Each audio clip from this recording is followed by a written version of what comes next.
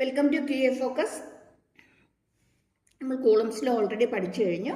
അപ്പോൾ കൂളംസ് ലോയ്ക്കകത്ത് മെയിനായിട്ട് രണ്ട് ചാർജസിന് ഇടയ്ക്ക് ആക്ട് ചെയ്യുന്ന ഫോഴ്സാണ് നമ്മൾ ഫൈൻഡ് ഔട്ട് ചെയ്യുന്നത്, അല്ലേ? കൂളംസ് ലോ എന്ന് പറയുമ്പോഴത്തേക്ക് F=Q1Q2/r² ആണ്. അപ്പോൾ ആ ഫോർമുല വെച്ചിട്ട് നമുക്ക് രണ്ട് ചാർജിന് ഇടയ്ക്ക് ആക്ട് ചെയ്യുന്ന ഫോഴ്സ് മാത്രമേ നമുക്ക് ഫൈൻഡ് ഔട്ട് ചെയ്യാനായിട്ട് പറ്റത്തുള്ളൂ. ഇനി കുറേ ചാർജസ് ഉണ്ട്, Q1, Q2,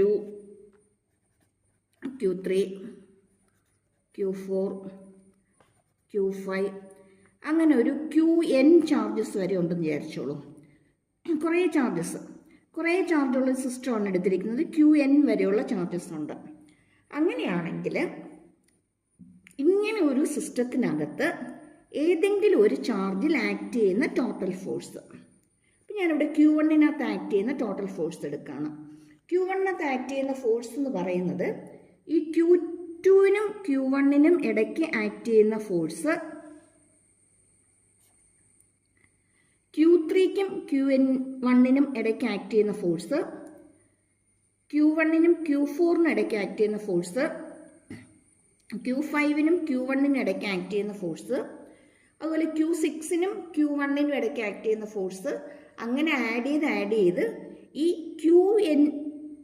N-നും Q1-നും ഇടയ്ക്ക് ആക്ട് ചെയ്യുന്ന ഫോഴ്സ്, ഇങ്ങനെ ഓരോ ഫോഴ്സുകളും കൂടി ആഡ് ചെയ്ത് വന്നെങ്കിൽ മാത്രമേ എനിക്ക് അവിടുത്തെ എന്ത് കിട്ടത്തുള്ളൂ? ടോട്ടൽ ഫോഴ്സ് കിട്ടത്തുള്ളൂ. അപ്പം കുറേ ചാർജസ് ഉള്ളൊരു സിസ്റ്റത്തിനകത്ത് ഏതെങ്കിലും ഒരു ചാർജിൽ ആക്ട് ചെയ്യുന്ന ടോട്ടൽ ഫോഴ്സ് ഫൈൻഡ് ഔട്ട് ചെയ്യാനുള്ള പ്രിൻസിപ്പിളാണ് super position principle. Super position principle വെച്ചിട്ടാണ് ഒരു ഗ്രൂപ്പ് ഓഫ് ചാർജസിനകത്ത് ഏതെങ്കിലും ഒരു ചാർജിൽ ആക്ട് ചെയ്യുന്ന ഫോഴ്സ് നമുക്ക് ഫൈൻഡ് ഔട്ട് ചെയ്യാൻ പറ്റുന്നത്. രണ്ട് ചാർജസിന് ഇടയ്ക്കാണെങ്കിൽ ആര് മതി? കൂളംസ് ലോ മതി. കുറേ ചാർജസ് ഉണ്ടെങ്കിൽ നമുക്കത് പറ്റത്തില്ല. അപ്പോൾ ഇവിടെ തന്നെ നോക്കിയേ, ഫസ്റ്റ് ചാർജിൽ ആക്ട് ചെയ്യുന്ന ഫോഴ്സ് വേണം എനിക്ക് കിട്ടാനായിട്ട്. ഞാൻ അതിനെ F1 എന്ന് എടുത്തു.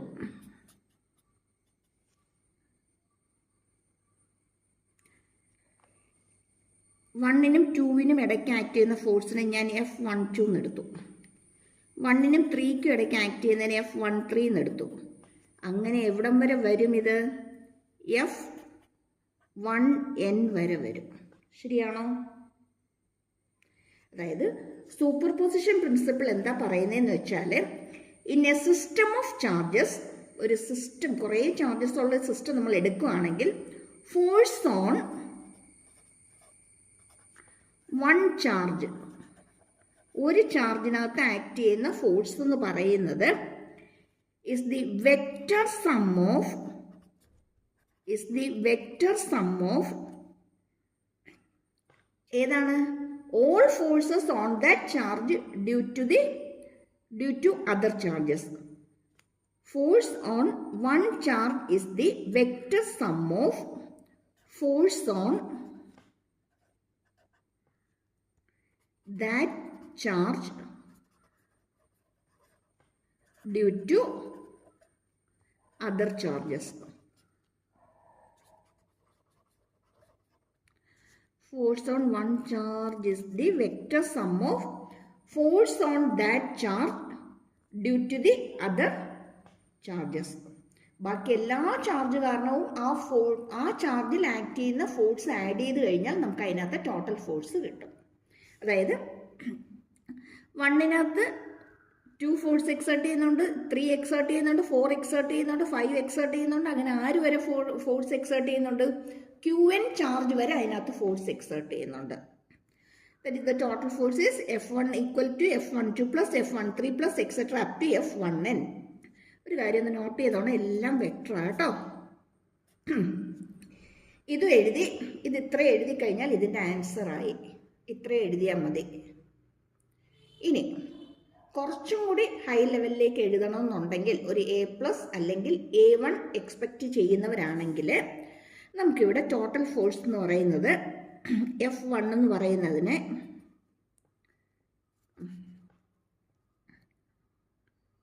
K ×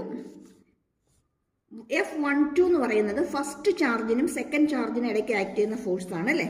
അപ്പം ഇതിന് Q1 Q2 അതിനിടയ്ക്കുള്ള ഡിസ്റ്റൻസിന് R12 എന്ന് എടുക്കാം. ഇനി വെക്ടറാണല്ലോ അല്ലേ, വെക്ടറാന്ന് കാണിക്കാനായിട്ട് എനിക്കൊരു വെക്ടർ നൊട്ടേഷനും കൂടി കൊടുക്കാം. യൂണിറ്റ് വെക്ടർ എഴുതുന്ന എപ്പോഴും എങ്ങനെയാണ്? N cap, R cap, I cap, J cap അല്ലേ. അതുപോലെ ഇവിടെ ആർ ആയതുകൊണ്ട് ഞാൻ ആർ ക്യാപ് എന്നങ്ങ് എടുത്തതേ ഉള്ളൂ. ഇനി ഫസ്റ്റ് ചാർജിന് സെക്കൻഡ് ചാർജിന് ഇടയ്ക്കായതുകൊണ്ട് R12 എന്ന് എഴുതി. പ്ലസ് അടുത്തതാരാ? F13 ആണല്ലേ. കെ Q1 Q3 ആണ് by R13 square unit vector ആണ്. പ്ലസ് അങ്ങനെ ആര് വരെ ഉണ്ട് അവിടെ? K Q1 Qn by R1n square. എന്ത് ചാർജിനും ഫസ്റ്റ് ചാർജിനും ഇടയ്ക്കുള്ള ഡിസ്റ്റൻസ്, അതിൻ്റെ യൂണിറ്റ് വെക്ടർ.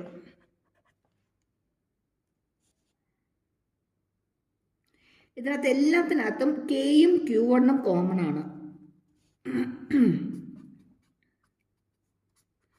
കെ Q1 ഞാൻ എടുത്തു. ബാക്കി ഇനി ആരൊക്കെയാണ് വരുന്നത്? Q2 by R12 square, R1n, R12, then Q3 by R13. Okay, ഞാൻ എഴുതിയേക്കാം. Q2 by R12 square, R cap 12 plus Q3 by R13 square, R13. അങ്ങനെ ആര് വരെ ഉണ്ട് ഇവിടെ? Plus Qn by R1n square, R cap 1n വരെ ഉണ്ട്. ശരിയാണോ?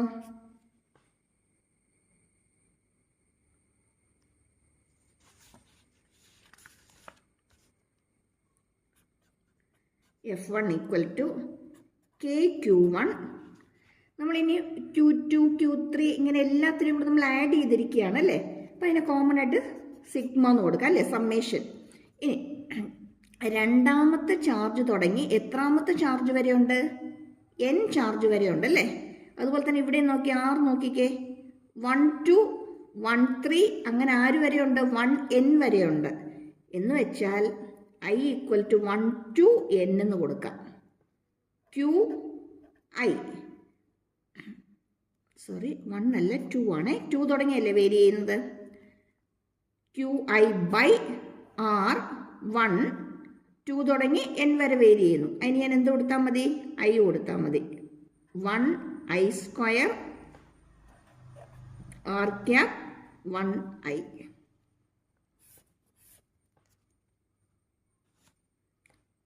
Sigma Q1 K Q1 sigma I equal to 2 to n QI by R1I square R cap 1I. ഇത്രയും എഴുതണമെന്നില്ല, അത്യാവശ്യം സ്റ്റേറ്റ്മെൻറ്റും എഴുതി ഇതും കൂടി എഴുതി കഴിഞ്ഞാൽ സൂപ്പർ പൊസിഷൻ പ്രിൻസിപ്പിളായി. കുറച്ചും കൂടി ഡീപ്പായിട്ട് പഠിക്കണമെന്നുള്ളവർ ഒരു A+A1 വേണം. അല്ലെങ്കിൽ ഇപ്പോഴേ എൻജിനീയറിങ്ങിനും നീറ്റിനും അല്ലെങ്കിൽ വേറെ എന്തെങ്കിലുമൊക്കെ കോമ്പറ്റേറ്റീവ് എക്സാമിനൊക്കെ ഇപ്പോഴേ പ്രിപ്പയർ ചെയ്യാൻ തുടങ്ങിയവർക്ക് വേണ്ടിയിട്ട് മാത്രം ഞാൻ ഇത്രയും കൂടി ഡീപ്പായിട്ട് പറഞ്ഞതേ ഉള്ളൂ കേട്ടോ. ബുദ്ധിമുട്ടായിട്ട് തോന്നുന്നവരാണെങ്കിൽ ഈ പാർട്ട് നോക്കണ്ട. ആകെ എന്താണെന്നുള്ള സൂപ്പർ പൊസിഷൻ പ്രിൻസിപ്പിൾ എന്താണെന്നുള്ളത് എഴുതുക, താഴെ അതിൻ്റെ ഇക്വേഷനും കൊടുക്കുക. അത്രയും മാത്രം ചെയ്താൽ മതി. ക്ലിയർ ആയോ? Okay. Next is electric field. Electric field എന്താണെന്നുള്ളതാണ്.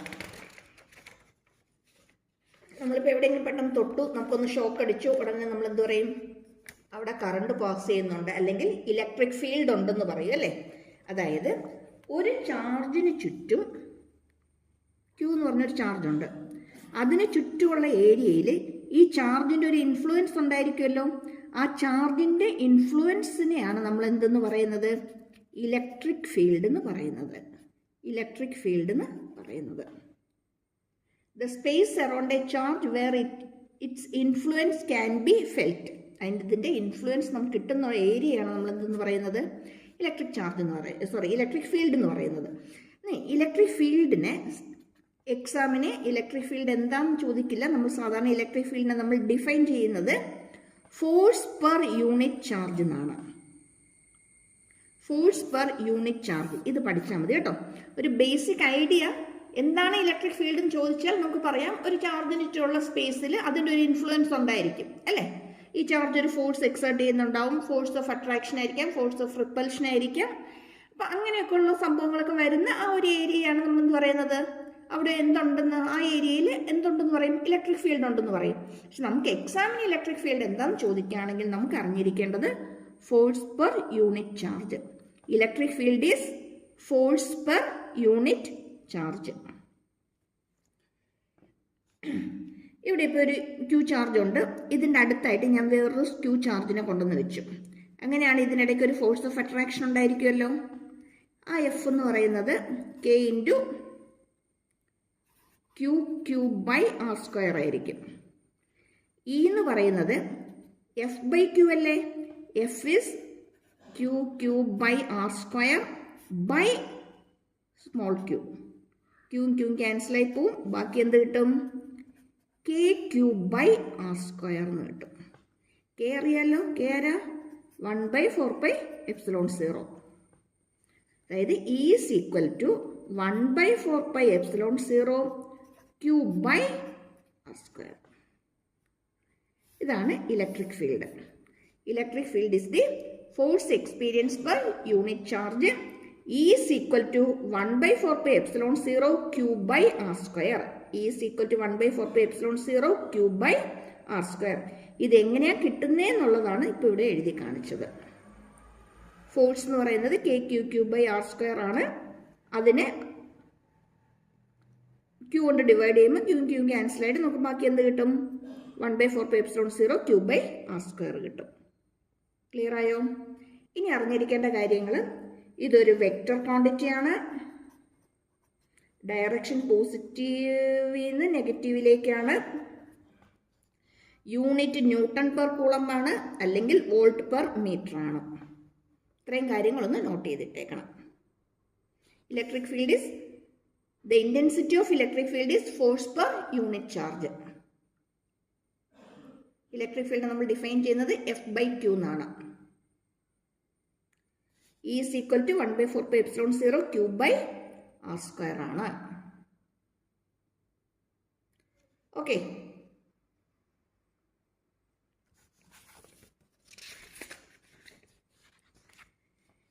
Next one is field lines. Electric field lines.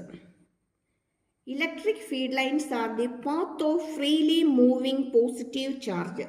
ഒരു പോസിറ്റീവ് ചാർജിനെ വെറുതെ കൊണ്ട് വെച്ചിട്ട് അതിനെ ഫ്രീ ആയിട്ട് നമ്മൾ മൂവ് ചെയ്യാൻ വിടുകയാണെങ്കിൽ അത് മൂവ് ചെയ്യുന്ന ആ പാത്തിനെയാണ് എന്ത് പറയുന്നത്, ഇലക്ട്രിക് ഫീൽഡ് ലൈൻസ് എന്ന് പറയുന്നത്. It is the path along which a positive charge would move if it is free to do so. The path along which a positive charge would move if it is free to do so. ഒരു ചാർജിനെ വെച്ചിട്ട് അതിനെ free ആയിട്ട് move ചെയ്യാൻ വിട്ടാൽ അത് move ചെയ്യുന്ന ആ പാത്തിനെയാണ് എന്ത് പറയുന്നത്, ഇലക്ട്രിക് ഫീൽഡ് ലൈൻസ്. അല്ലെങ്കിൽ നമുക്ക് സിമ്പിളായിട്ട് എന്ത് പറയാം, path of freely moving positive charge. Path of freely moving positive charge. ഇനി നമ്മുടെ ഫീൽഡ് ലൈൻസ് എന്താണെന്ന് ചോദിക്കത്തില്ല. സാധാരണ എപ്പോഴും ചോദിക്കുന്നത് ഫീൽഡ് ലൈൻസ് വരയ്ക്കാനും ഫീൽഡ് ലൈൻസിൻ്റെ പ്രോപ്പർട്ടീസുമാണ്. ഫീൽഡ് ലൈൻസിൻ്റെ പ്രോപ്പർട്ടീസുമാണ്. ഫീൽഡ് ലൈൻസിൻ്റെ കേസിൽ ഒരു പോസിറ്റീവ് ചാർജിൽ നിന്ന് സ്റ്റാർട്ട് ചെയ്തിട്ട് നെഗറ്റീവ് ചാർജിലാണ് ഫീൽഡ് ലൈൻസ് എപ്പോഴും എൻഡ് ചെയ്യുന്നത്. Always starts from A positive charge and end at A negative charge. Starts from positive,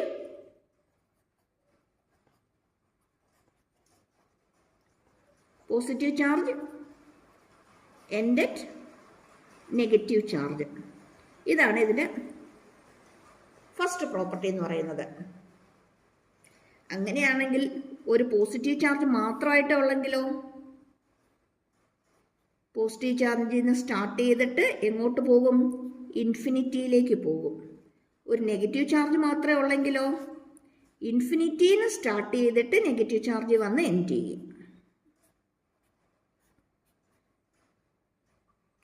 അപ്പോൾ സിംഗിൾ ചാർജ് ആണെങ്കിലോ, for single charge field lines starts or end at infinity. ഇൻഫിനിറ്റിയിൽ നിന്ന് start ചെയ്യും, അല്ലെങ്കിൽ infinity വന്ന് end ചെയ്യും. പോസിറ്റീവിൽ നിന്ന് സ്റ്റാർട്ട് ചെയ്ത് നെഗറ്റീവ് വരും. ഒറ്റ ചാർജ് മാത്രമേ ഉള്ളെങ്കിൽ ഇൻഫിനിറ്റിയിൽ നിന്ന് സ്റ്റാർട്ട് ചെയ്തിട്ടായിരിക്കും നെഗറ്റീവ് വന്ന് നിൽക്കുന്നത്. അതുപോലെ ഇവിടുന്ന് സ്റ്റാർട്ട് ചെയ്തിട്ട് എങ്ങോട്ട് പോകും? ഇൻഫിനിറ്റിയിലേക്ക് പോകും. ഇനി ഒരു പോസിറ്റീവ് നെഗറ്റീവ് ചാർജ് ഉണ്ടെങ്കിൽ മാത്രമേ പോസിറ്റീവിൽ നിന്ന് സ്റ്റാർട്ട് ചെയ്ത് നെഗറ്റീവ് വന്ന് എൻഡ് ചെയ്യുന്നുള്ളൂ അല്ലേ. അടുത്ത് വേറെ ചാർജ് ഒന്നും ഇല്ലെങ്കിൽ ഇത് എന്ത് ചെയ്യും? കണ്ടിന്യൂസ് ആയിട്ട് അങ്ങ് പൊയ്ക്കൊണ്ടിരിക്കും. അല്ലെങ്കിൽ കണ്ടിന്യൂസ് ആയിട്ട് എവിടുന്നോ സ്റ്റാർട്ട് ചെയ്ത് ഈ നെഗറ്റീവ് ചാർജ് വന്ന് എൻഡ് ചെയ്യും. അപ്പോൾ സിംഗിൾ ചാർജിൻ്റെ കേസിൽ, അല്ലെങ്കിൽ വേറെ ചാർജസ് ഒന്നും അടുത്തില്ലെങ്കിൽ, ചാർജ് ഫ്രീ റീജിയൻ ആണെങ്കിൽ, ചാർജ് ഫ്രീ റീജിയൻ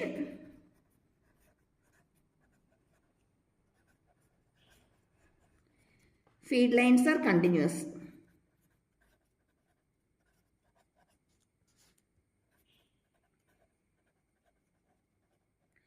മൂന്ന് പ്രോപ്പർട്ടീസ് പറഞ്ഞു. Field line starts from positive charge, end at negative charge. അതുപോലെ തന്നെ സിംഗിൾ ചാർജിൻ്റെ കേസിലാണെങ്കിൽ, in the case of single charge starts or end at infinity. ഇനി ചാർജ് ഫ്രീ റീജിയൻ ആണെങ്കിലോ, field lines are continuous lines അല്ലേ. Continuous കർവാണ്, continuous ആയിട്ട് അങ്ങ് നീണ്ടുപോകുന്ന കർവാണ്. തൊട്ടടുത്ത് വേറെ ചാർജൊന്നും ഇല്ല എൻഡ് ചെയ്യാനായിട്ട്. അപ്പോൾ കണ്ടിന്യൂസ് ആയിട്ട് അങ്ങ് പോയിക്കൊണ്ടിരിക്കുകയായിരിക്കും ഫീഡ് ലൈൻസ്. ഇനി ഒരു രണ്ട് പ്രോപ്പർട്ടിയും കൂടി ഉണ്ട്. ആ രണ്ട് പ്രോപ്പർട്ടീസ് ഒത്തിരി ഇമ്പോർട്ടൻ്റ് ആണ്, നോട്ട് ചെയ്ത് പഠിച്ചോണം.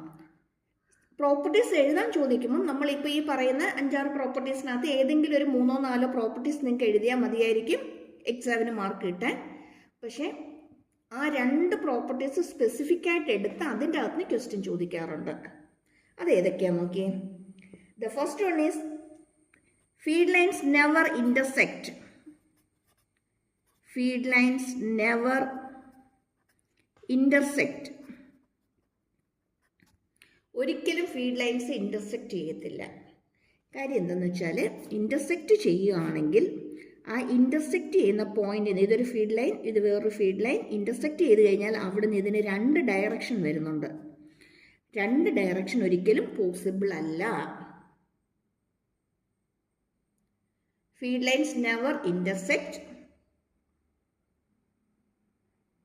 because at the point of intersection there are 2 directions which is not possible. അവിടെ 2 ഡയറക്ഷൻ വരും, അതൊരിക്കലും പോസിബിൾ അല്ല. എപ്പോഴും ഫീഡ് ലൈൻസിൻ്റെ ഡയറക്ഷൻ എപ്പോഴും യുണിക് ആയിരിക്കും. ഒറ്റ ഡയറക്ഷൻ മാത്രമേ കാണത്തുള്ളൂ.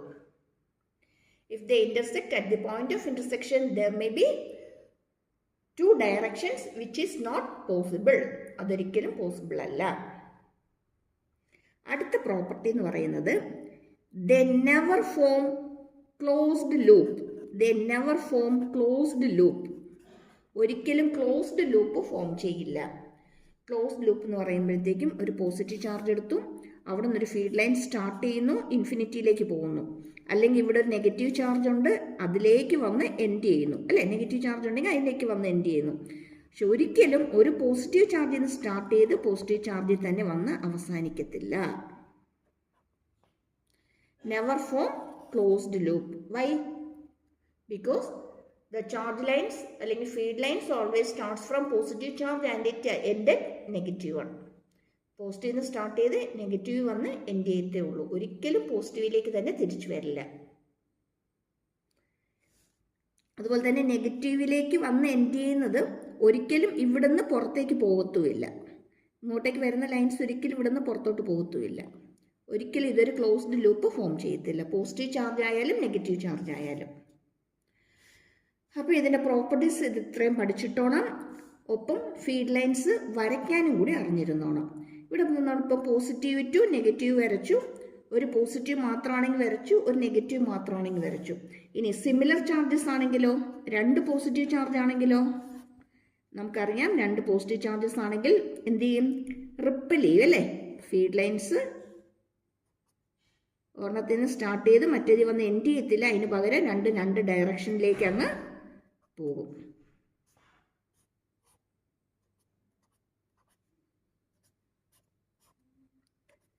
രണ്ട് ഡയറക്ഷനിലേക്ക് പോവും. ഒരിക്കലും ഇതിന് സ്റ്റാർട്ട് ചെയ്ത് ഇതിനകത്ത് വന്ന് എൻഡ് ചെയ്യത്തില്ല. ഇനി അതേപോലെ രണ്ട് നെഗറ്റീവ് ചാർജസ് ആയിരുന്നെങ്കിലോ അവിടെ ഇതുപോലെ തന്നെ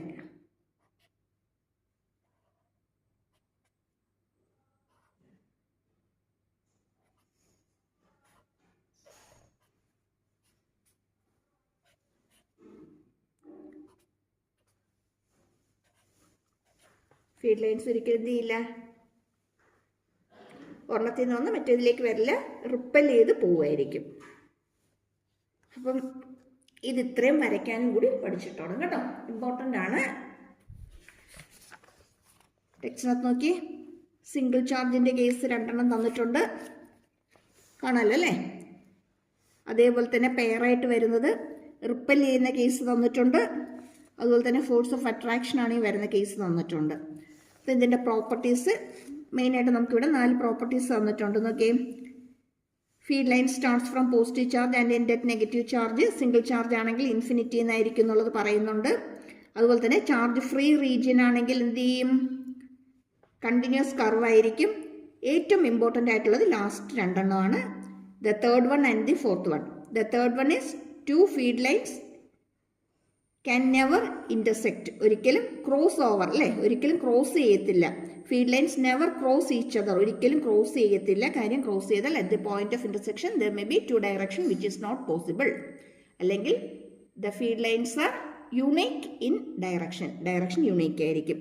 അതേപോലെ തന്നെ അടുത്തതിനകത്ത് എന്താ പറയുന്നത്, ഒരിക്കലും ക്ലോസ്ഡ് ലൂപ്പ് ഫോം ചെയ്യില്ല. ക്ലിയർ?